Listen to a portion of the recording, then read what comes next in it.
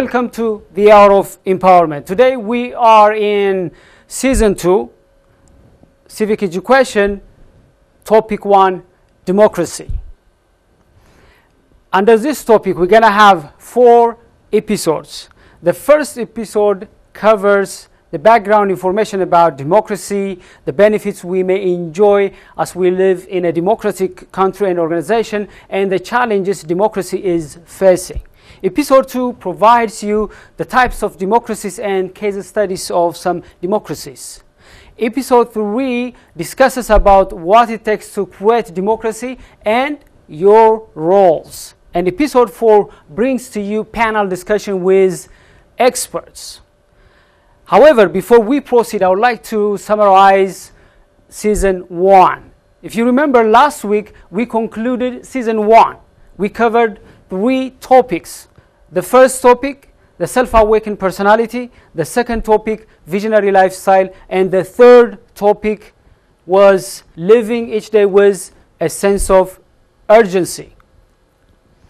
Under topic 1, we emphasized the importance of understanding our true self, our identity, our uniqueness, and understanding where we are, from where we have come from, and also where we should go from here, and what we should do with our life now.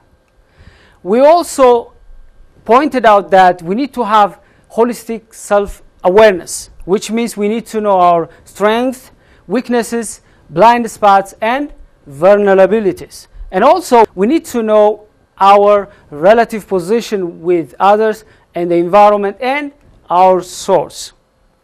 We also discussed about how we should serve our communities, our organizations, and our nations using our uniqueness, using our passion. We also showed you how to articulate your mission statement and craft your brand and motto. The second topic talked about how to lead a visionary lifestyle. And we pointed out that you need to engage your imagination. You need to see the end from the beginning. Whenever we have vision, we have clear direction, we have hope at the end of the tunnel, and we could be able to mobilize all the stakeholders who may share our vision. We also showed you how to articulate your vision statement and the importance of having a true vision, which you should use to align all stakeholders. Under topic 3, we discussed about the importance of committing your scarce resources in pursuit of your mission. It is very important to enter into a sense of urgency and pursue your mission. But we warned you that you should not enter into unhealthy sense of urgency, pseudo sense of urgency. Even if we should be hardworking, even if we should be passionate, and even if we should use our time, commit our energy and resources, we should also make sure that we don't enter into unhealthy sense of urgency, which may affect our health, performance, and relationships. Now you may ask, what is next? We have covered 3 personal development topics, and you may say, hey, what is next? I encourage you to read books, attend trainings, and get coaching. And also, I encourage you to read my book, which is released in February 2014, which is called The 9 Cardinal Building Blocks for Continued Success in Leadership, because the majority of the contents I used for the 3 topics were taken from this book. You can find the book from Amazon.com. Today we're going to begin a new season, which is civic education. And you may ask why we jumped from personal development to civic education. That's a legitimate question. Because we understand that even if you know yourself, even if you have a great vision, and even if you are committed yourself to do something meaningful, if you are not living in a democratic, free and conducive atmosphere, it is very challenging for you to maximize your potential. Unless your rights, choices, and your uniqueness are respected, even if you have great mission, vision, and the sense of urgency to do something impactful, you can't really maximize your potential. And also, it's like you are living in a very limiting environment, as if you are jailed without going to a prison. When you live in this kind of situation where there is no democracy, your potential and your talent is arrested. You couldn't be able to reach the height you could have if you live and operate in a democratic organization and nation.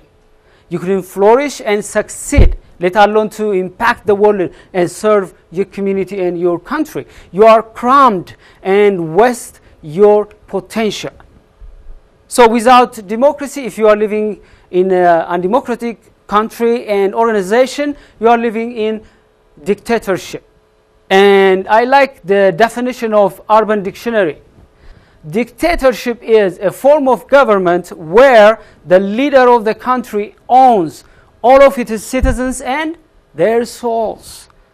So if you are living in an undemocratic country and government and organization, that means you don't even own yourself. But what do you do when you find yourself in an undemocratic situation? Should you fold your hands and hope things will change? They don't change. You need to demand your freedom, your democratic rights. If your desire is to live in a free, happy, and empowering kind of lifestyle, you need a democratic environment. You should demand it. Here is what Martin Luther King Jr. said. Freedom is never voluntarily given by the oppressor. It must be demanded by the oppressed.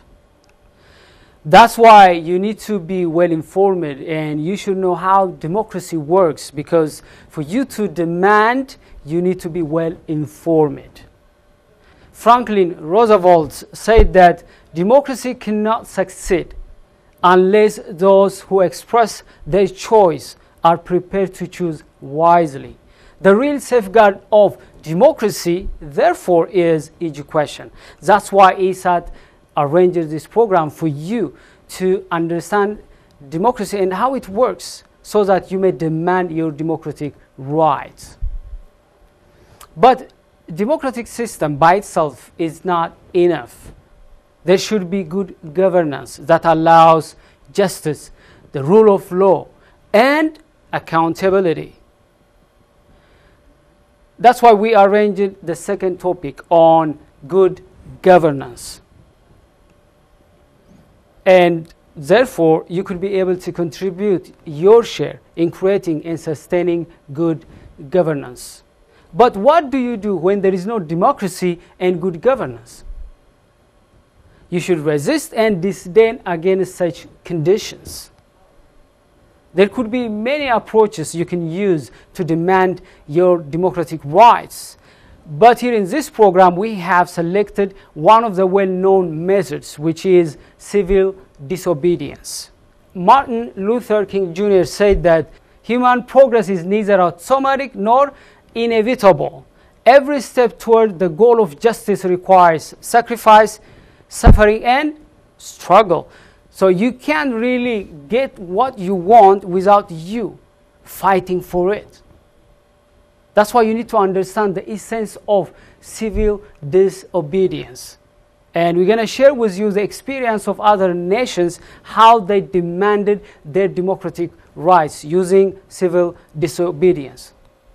Henry David Thoreau said that non-cooperation with evil is as much a moral obligation as is cooperation with good. Therefore, you don't need to cooperate with evil. You don't need to give your heart for undemocratic governance. You need to resist it. You need to disdain it. You should not cooperate with systems that do not allow you to enjoy your democratic rights, and governments and organizations that do not demonstrate good governance. Unfortunately, many people consider politics dangerous. Here is a saying from my country: playing with politics is playing with fire. And because of that, many people avoid playing their share in the democratic process. But even if we avoid our responsibility, we don't really escape the consequences of our avoidance. The fire is still burning millions. But we can really protect ourselves from the fire and use it for purposeful things. You can use a fire to warm you, to cook your food, and also to light you up. But at the same time, you could be careful not to get burned by the fire. Therefore, you should not avoid yourself from playing your share in the democratization process. Many people don't read the constitutions of their countries, and some people may not know the democratic right they have. And when you don't really know your rights, you're not well aware when it is violated. When you don't know your privilege, you don't know when they are taken. So you need to understand what's going on in your country. You need to read your constitution. You need to know your democratic rights. But billions of people right now living in poverty and allow brutal forces to control their destiny. That's why we need to bring this program to teach about how to systematically resist dictatorship, how to know your rights, democratic rights, and demand them. That's why you need this educational program to understand how democracy works, how to institute good governance, and how to employ civil disobedience.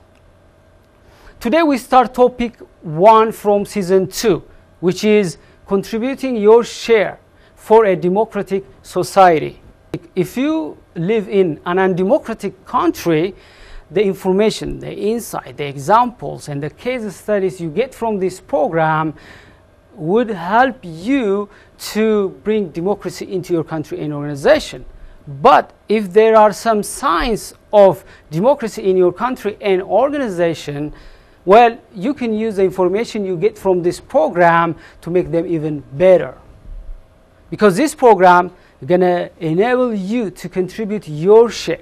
You individually are very important. You need to contribute your share. You can't really leave this issue for others. Here is what John F. Kennedy said: "The ignorance of one voter in a democracy impairs the security of all." So when you avoid your responsibilities, you are affecting your community, other people, your children, your grandchildren, and the next generation. So you should be active, proactive. Here is what Roosevelt also said: "Let us never forget that government is ourselves and not an alien power over us. The ultimate rulers of our democracy are not a president and senators and congressmen and government officials, but the voters of this country." That means you are key in the democratization process of your country, your society, and your organization. Now let's talk about the word democracy. The word democracy is formed out of two words: demos and kratos. Demos means people, kratos means rule. So the literal meaning of democracy is people rule. I like two of the definitions of Merriam Dictionary. The first definition is government by the people, rule of the majority. The second definition is a government in which the supreme power is vested in the people and experienced by them directly or indirectly through a system of representation, usually involving periodically held elections. a government in which the supreme power is vested in the people and exercised by them directly or indirectly through a system of representation, usually involving periodically held free elections. The well-known professor and philosopher Karl Popper said, "You can choose whatever name you like for the two types of government. I personally call the type of government which can be removed without violence democracy, and the other tyranny." Democracy doesn't mean that everyone behaves, says, and acts without respecting the democratic rights of others. The individual cannot be above the law. Democracy, however, treats each individual equally in front of the law. But we should not only strive to make our countries democratic, but we should also institute democracy in communities, organizations, and associations. Now, let's talk about the history of democracy. We don't have time to talk about the detailed history of democracy, but I'm going to give you some milestones from the history of democracy. The first milestone is what happened before the 6th BC, before the birth of Christ. Many of the governments before the 6th BC were autocratic. The history of democracy began in Athens in the 6th BC. The democracy initially was direct democracy, but it was not feasible, so indirect or representative democracy took over.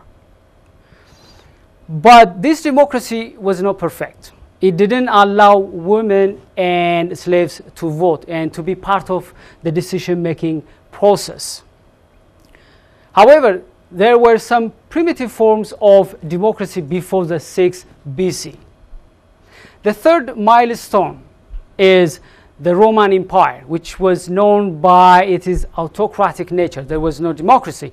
It existed between 27 BC until 476 after the birth of Christ, AD. The fourth milestone is the Dark Age, which is known for its repressive nature. It existed between 500 AD up to the 5th century. The fifth milestone is the medieval age, which is known by the British Democratic Revolution through Magna Carta. The sixth milestone is the 16th century, the American Revolution, the Declaration of Independence. The seventh milestone is the 18th century, the French Revolution.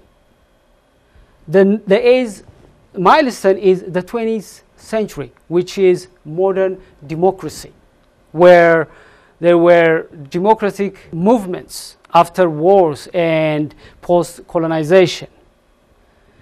The ninth and the final milestone is the 21st century, where democracy is rebirthed. Especially, we have witnessed that many people are demanding democracy in the Arab world. Especially, we know about the Arab Spring.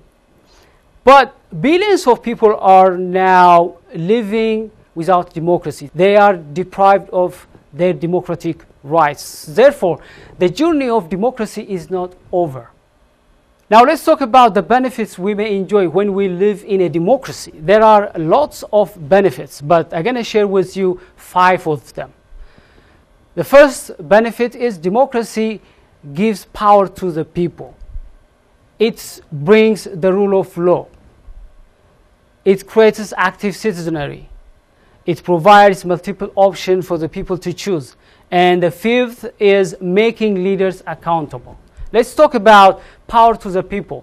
The literal meaning of democracy is people power. So democracy provides power to the people. It returns the true power of a nation back to its people. And citizens gonna have true say in the decision-making process of their country, and they can choose their leaders and make them accountable. The second benefit is the rule of law. Now, for people in the democracy to coexist and flourish, they should be governed by the law. And that law, however, should be crafted and endorsed by the people. No one should be above the law, and having the law is not enough. We need to have independent and strong institutions to enforce the law. The next benefit is active citizenry. When people have a true say, they feel they belong to that country and organization. When their democratic rights are respected, they own the mission of that organization and that country and contribute their share for the advancement and progress of their country and organization. Democracy also gives the people to have choices. One of the choices is multi-party system. People can choose the party they want them to lead. They can also elect their leaders freely. Democracy also makes leaders accountable. Once leaders understand that in democracy they are voted in and voted out, they really know that the real power is the people. When they understand that, they live and lead accountably. What are the challenges of democracy? What are the challenges that are facing democracy? There are 5 challenges.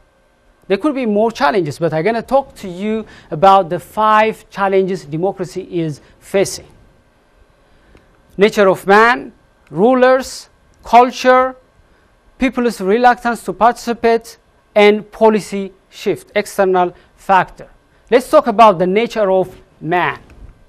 Many people believe that the nature of man denies us to enjoy true democracy. Many people don't think that we're going to have true democracy as far as the man craves to have more than his neighbors, and as far as there are greed, power hunger, lust, and so on and so forth. But even if we have these disadvantages that may curtail democracy, we need to fight these unhealthy natures and bring democracy by all means. We should not give up. The next challenge is rulers. Once rulers come to power, they treat democracy as a threat. They don't practice within their party, and also they deny their people their democratic rights. They weaken democratic institutions, and also they create fear among the populace. The next challenge is culture. Some cultures discourage expressing the individual's voice. If we don't have democracy at cultural level, it's very difficult to seek democracy at societal or national levels. So if we have some cultural elements that discourage democracy at family, at community, at cultural level, we should engage in cultural revolution. I don't mean in a violent way, but through dialogue and discussion and through education, we need to change our cultural values that undermine democracy. The other challenge is people's reluctance to participate. Very few people are proactive and engage in the democratic process of their country and their organization. The majority of them are reluctant, and they don't run for office, they don't go out to vote, they don't make their leaders accountable, and so on and so forth. So it's very important each and every individual engage in the democratic process. Otherwise, you could not be able to enjoy your democratic rights. The other challenge is policy change, an external factor. In the past, the developed democracies used to demand and pressure repressive regimes to give democracy to their people. But after September 11, there was a shift to war against terror. So the developed countries, they ignored undemocratic countries as far as they aligned with the war against terror. That's unfortunate. In conclusion, we discussed that yes, we need to have self-awareness, we need to have vision, we need to enter into a sense of urgency. But even if we have great mission, even if we have great potential, glorious vision, and even if we enter into a sense of urgency and try to do something meaningful, if we are living in an undemocratic country or organization, we couldn't be able to release and finally maximize our potential. That's why we arranged this civic education about the importance of democracy and what kind of role you should play.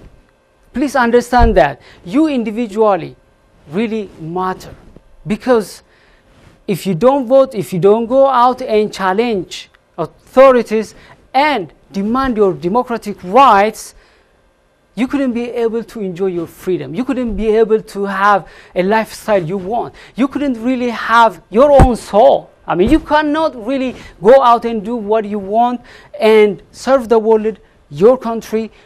You cannot really go out to serve your community, your country, and the rest of the world if you're not living in a democracy. But for you to demand your democratic rights, you need to be well aware. You need to be informed. That's why we arranged this educational program. Next week, don't miss it. We're going to talk about the types of democracies and some examples. Until I see you next week, have a wonderful time. Thank you very much for watching.